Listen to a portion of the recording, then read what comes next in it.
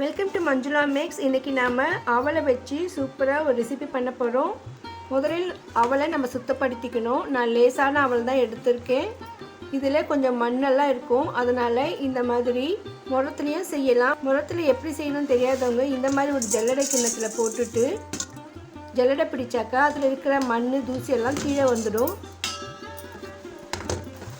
பாருங்கள், இந்த மாதிரி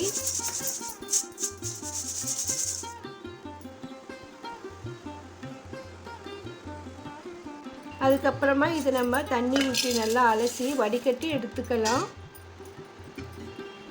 நார்மலாக நம்ம அவலில் பால் சர்க்கரை போட்டு குழந்தைங்களுக்கு கொடுப்போம். இந்த மாதிரி செஞ்சு கொடுத்து பாருங்கள், அவங்களும் விரும்புவாங்க. ஹெல்த்தியான ரெசிபி இது. அவலில் நம்ம முழுகும்படி தண்ணீர் விட்டு மறுபடியும் வடிகட்டிடலாம். இது லேசான அவல், அதனால் ரொம்ப நேரம் ஊற வைக்க வேணாம்.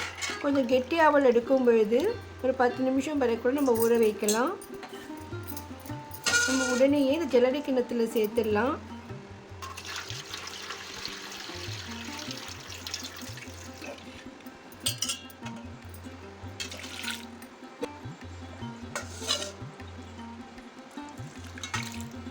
அது அதில் அப்படியே தண்ணி வடிஞ்சிடும். ஒரு 5 நிமிஷம் அப்படியே வச்சுருந்தாலே போதும்.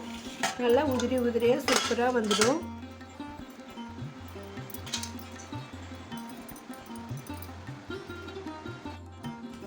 இப்போ நம்ம இதை தாளிச்சிடலாம். ஒரு அகலமான பாத்திரத்தில் 2 டேபிள் ஸ்பூன் அளவுக்கு எண்ணெய் சேர்த்துருக்கேன்.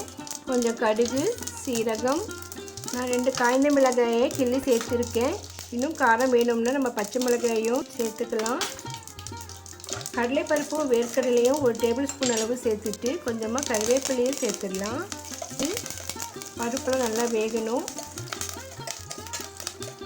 மஞ்சளையும் சேர்த்துடலாம்.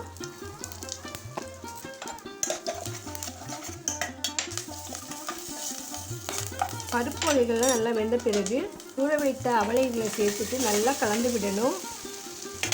இதுக்கப்புறமா இதுக்கு தேவையான அளவு உப்பை சேர்க்கலாம். இது கொஞ்சமாக தான் உப்பு பிடிக்கும், அதனால் பார்த்து சேர்த்துக்கோங்க. இப்போ நல்லா கலந்து விட்டுட்டு கடைசியாக நம்ம கொஞ்சமாக லெமனை சேர்த்துடணும். 1 டேபிள் ஸ்பூன் அளவுக்கு லெமன் சேர்த்துருக்கேன். இன்னும் விருப்பம் இருக்கிறவங்க தேங்காய் துருவலை கூட சேர்க்கலாம். அவ்வளோதான், சூப்பராக அவல் ரெசிபி ரெடி ஆகிடுச்சு. இது அவல் சித்ரான்னம்னு சொல்லுவாங்க. நம்ம லெமன் ரைஸ் மாதிரி தான் இருக்கும். நீங்கள் ஒரு தடவை இந்த மாதிரி ட்ரை பண்ணி பாருங்கள். கடைசியாக நம்ம கொத்தமல்லி தூவி இறக்கிடலாம். சுவாமிக்கு பிரசாதமாக கூட இதை படைப்பாங்க. இப்போ கிருஷ்ண ஜெயந்தி வருது. கிருஷ்ணருக்கு அவல் ரொம்ப பிடிக்கும். நம்ம பால் சர்க்கரையை போட்டு அவலில் வைப்போம். அதே மாதிரி இந்த மாதிரி கூட நம்ம தாளித்து வச்சா ரொம்ப சூப்பராக இருக்கும். நீங்கள் இதே மாதிரி ட்ரை பண்ணி பாருங்கள். இந்த வீடியோ உங்களுக்கு பிடிச்சிருந்தால் மறக்காமல் வீடியோக்கு லைக் போடுங்க. தேங்க்ஸ் ஃபார் வாட்சிங்.